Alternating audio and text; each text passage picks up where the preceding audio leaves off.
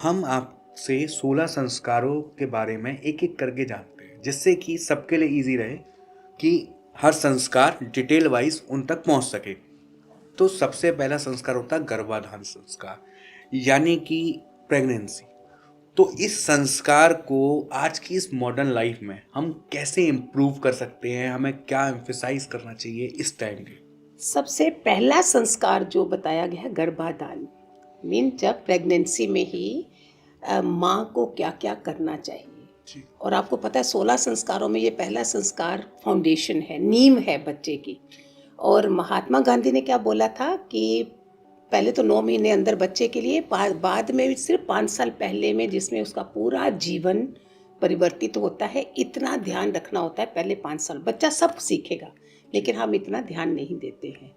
तो गर्भाधान के समय आपने सुना होगा, उसमें उत्तरा ने अभिमन्यु को चक्रव्यूह के बारे में जो कैसे सुना था। वो प्रेग्नेंट थी और जब भगवान बता रहे थे तो उसको पूरा उसने सुना, लेकिन जब सो गई तो उसके बाद वो नहीं, चक्रव्यूह से निकलना कैसे, तब तक नींद आ गई थी। तो उधर से ही शुरू हुआ होगा ये कि गर्भ में जब बच्चा है तो संस्कार कैसे पढ़ने चाहिए, माँ को क्या देखना है, फोटो कैसी लगानी है, पढ़ना क्या है, सोच कैसी रखनी है। उसके लिए, उस बेचारी के लिए मैं तो बोलती हूँ घर में वातावरण भी वैसा बनाना चाहिए।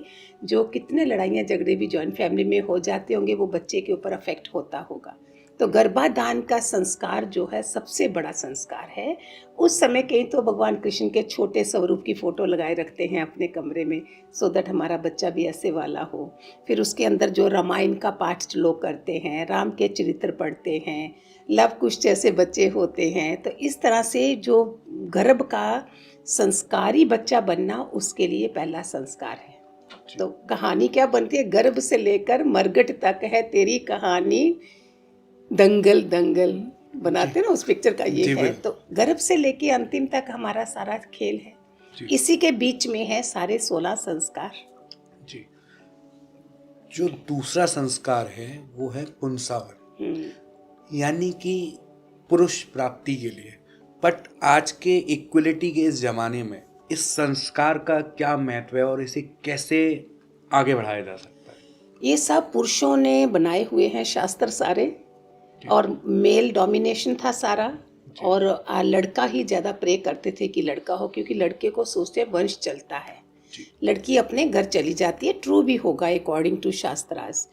अभी जो है, आज की जो मदर्स भी हैं वो लड़की को पूरे लड़के की तरह ही पालते हैं। जिनके लड़के नहीं हैं वो लड़कियां अभी अग्निदाह संस्कार भी कर रही हैं। सोचो कितना टाइम बदल गया, आते आते उस चीज़ को उन्होंने पीछे कर दिया है कि लड़कियों का भी उतना ही रोल है जितना लड़कों का है। तो इसलिए अभी ये टाइम जो, आप अगर हम पुरानी बातें करो तो लोग अप्रिशिएट भी नहीं करेंगे। अभी हमें दोनों मेल और फीमेल चाइल्ड को वेलकम करना है और अप्रिशिएट करना है। जी।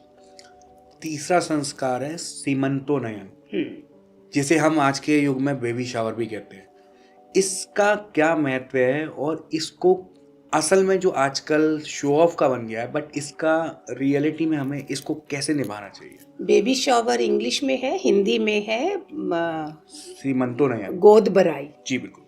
गोद भराई औरत को पूरा, माँ को, मेरे को तो पूरा दूसरे तरीके से लगता है, इतना बोरिंग लगता है। 8-6 महीना हो गया लड़की ऐसे चल रही है, उसमें उसको पूरा मायके की तरफ से भी लोग आते हैं, ससुराल वाले भी होते हैं, सज धज के उसको बिठाया होता है। फिर उसके साथ ये अंदर जो बच्चा आ रहा है उसके वेलकम के लिए, उसके ऊपर भी अफेक्ट होता होगा अंदर में बच्चे का, कि उसके वेलकम की तैयारी की जा रही है। और ये होता है 7वें महीने में, प्रेगनेंसी के 7वें महीने में उसको वेलकम दिया जा रहा होता है। फिर तो 9वें महीने वो बाहर आ ही जाएगा, फिर उसके बाद दूसरी तैयारी हो जाती है। तो गोद भराई में, इसमें बच्चे का जो अब मेंटली, फिजिकली, टोटलिटी में उसका हेल्थ जो है गर्भ संस्कार से लेके आगे बनते बनते ऐसे होता जाता है, इफेक्ट करता है उसके ऊपर। फिर गिफ्ट दिए जाते हैं, नवग्रहों के मंत्र पढ़े जाते हैं, चैंटिंग हो रही, तो वो बच्चे के ऊपर अफेक्ट हो रहा है। जो चौथा संस्कार है वो है जातकर्म संस्कार। जातकर्म संस्कार यानी शिशु का जन्म समारोह। तो हमें ऐसा क्या करना चाहिए इस कलयुग में? उस टाइम में तो वेद मंत्र सब उच्चारण होता था, इस कलयुग में हमें शिशु के जन्म में ऐसा क्या करना चाहिए कि वो जन्म से ही आध्यात्मिकता से कनेक्ट हो सके? अभी तो जशरा जी, अभी आप हैरान होंगे, जितने मैंने भी देखे हैं, अटेंड करे हैं, आज की माताएं आई थिंक पहले ज़माने में इतना ध्यान नहीं देती होंगी, बच्चे भी ज़्यादा होते थे। अभी जो बच्चों को जो मैंने देखा है ना, जिस तरह से वो कर रही है ना, आई थिंक हम इतना वैसा नहीं पले हैं। वो क्या करती हैं कि आप हैरान हो जाओगे कि उनको जो नॉलेज है वो हमें भी नहीं होगी, कि होने के बाद, बच्चा होने के बाद किस तरह से उसका वेलकम किया जाता है, किस तरह से उसके स्टडी टेबल, कभी बच्चों के कमरे में जाके देखोगे तो हर जगह उनके नाम लिखे हुए हैं। इतना टच प्यार देख के, उनके नैपकिन के ऊपर बच्चे का नामकरण से पहले, नामकरण तो होना ही है, उसके पहले ही जो सेलिब्रेशन है ना, वो खुशी जो बच्चे के ऊपर पड़ रही है ना, उसका तो अलग ही, उसकी जो डेवलपमेंट होती है ना, वो एंटायरली ए डिफरेंट चाइल्ड। हम लोग बहुत ज़्यादा बच्चे होते थे, इसलिए हमारी इतनी केयर नहीं हुई थी। आज की mothers are, I really appreciate the way they take care. पर गुरुमा, ज़्यादा प्यार का असर भी तो बच्चों पर नेगेटिव जा रहा है आजकल के बच्चों को। वो जितना बाद में होगा ना, ये तो भी अभी अभी आया है। जी, शुरू में तो टच प्यार सब चाहिए, बाद में उनको जांच आती है कैसे करना है, उनको रखना है। बहुत अच्छी हैं आज की मदर्स।